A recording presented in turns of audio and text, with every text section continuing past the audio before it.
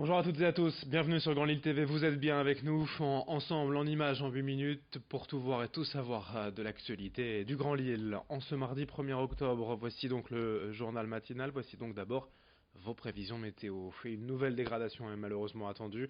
Beaucoup de pluie ce matin dans la métropole lilloise. On attend près de 2 semaines de précipitations cumulées en quelques heures. Cet après-midi, des pluies également, peut-être un peu plus faibles, sous un ciel de traîne et quelques orages possibles localement. Les températures, elles seront de saison, 18 degrés à Lille et dans les environs cet après-midi. Les prévisions météo complètes, bien sûr, après ce journal. En ce mardi 1er octobre, c'est un peu la tradition. Les changements habituels de début de mois avec Rémi Desremeaux. On va parler notamment du prix du gaz, mais aussi de l'allocation adulte handicap ou encore de l'accès à l'indemnisation chômage qui change dès aujourd'hui. On fait le point avec Rémi. Octobre, c'est l'arrivée de l'automne, de la grisaille. Au niveau des changements qui vous concernent, pas grand-chose à vous mettre sous la dent. Notons malgré tout un grand changement qui concerne les indemnisations chômage. Les conditions d'accès vont drastiquement se durcir. Obtenir des indemnisations chômage risque de devenir compliqué. Jusqu'à présent, les conditions étaient de travailler 4 mois sur les 28 derniers. À partir du 1er novembre, il vous faudra travailler 6 mois sur les 2 dernières années. Lorsque l'on travaille pendant sa période de chômage, le rechargement des droits d'indemnisation se fera au bout de 6 mois de travail contre 1 mois aujourd'hui.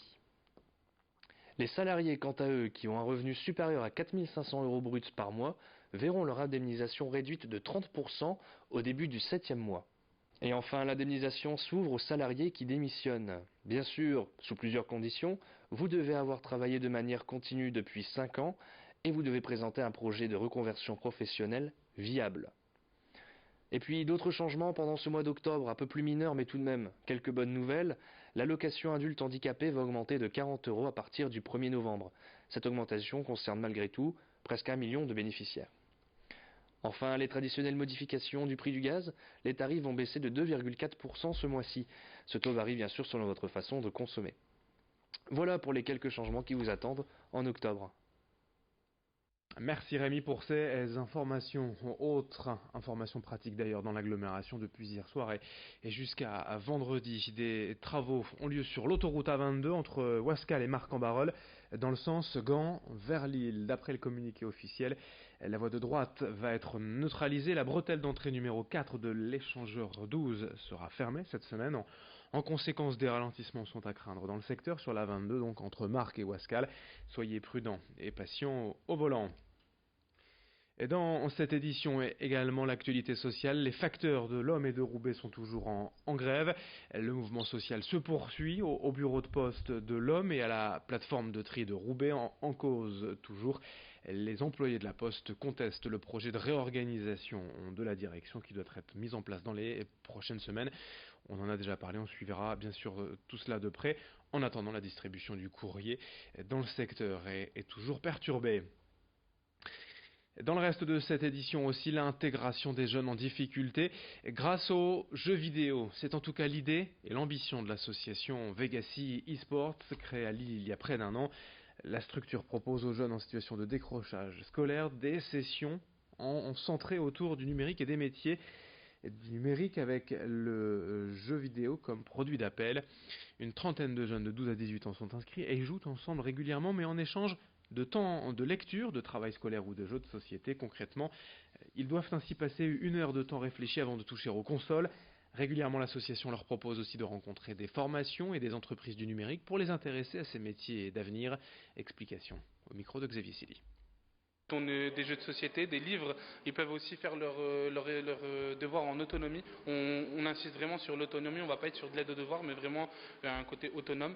Et voilà, ils peuvent lire des livres qu'ils n'auront pas forcément chez eux, des jeux de société où on aura besoin de réfléchir comme des escape games par exemple. Et voilà un petit peu, la pièce elle servira à ça uniquement. En fait, le jeu vidéo, il y a des limites, il y a des très bons côtés, ça apporte pas mal de choses, mais il faut éviter de fixer que sur le jeu vidéo, mais aussi d'avoir des activités annexes, et notamment culturelles comme ici. On enchaîne avec un sujet qui concerne sûrement tous les parents d'enfants en bas âge. Comment habiller un bébé sans dépenser une fortune, sachant que les vêtements de nourrisson ne servent en général que quelques mois, voire quelques semaines. La solution, c'est peut-être la location. Et c'est l'idée de Valentine Brandstad. Cette nordiste a lancé son entreprise de location de vêtements pour bébés. Elle propose ainsi tout le nécessaire pour équiper les enfants de 0 à 3 ans. Ce commerce, baptisé Babyclo, s'inscrit dans une logique de développement durable avec des vêtements 100% écolo et qui seront donc utilisés plusieurs fois. Toutes les informations sur son site internet babyclo.fr et avec ses explications au micro de Géry Jouot de Fer. Il y a une petite commande qui a été faite ce matin pour une jolie petite victoire. Donc c'est la façon dont je présente mes commandes. Donc je les relave tous en fait les vêtements quand ils arrivent chez les bébés. Ils sont tous relavés avec une lessive écologique spéciale bébé bio. Donc après je les sèche, je les repasse et je les replie. Ensuite, je les emballe avec une petite ficelle parce qu'effectivement, je suis dans une démarche zéro déchet et j'ai pas envie de mettre des emballages superflus qui vont finir à la poubelle et qui ne serviront à rien. Donc, c'est vraiment très simple. Je mets toujours un petit mot également fait par mes soins, la petite étiquette avec le prénom et puis voilà, c'est parti dans le colis. Et puis on termine ce journal en musique avec l'ouverture de la nouvelle saison de l'Opéra de Lille ce week-end, une année consacrée au voyage avec pour la première ce samedi The Indian Queen, un opéra du XVIIe siècle signé Henri Pourcel.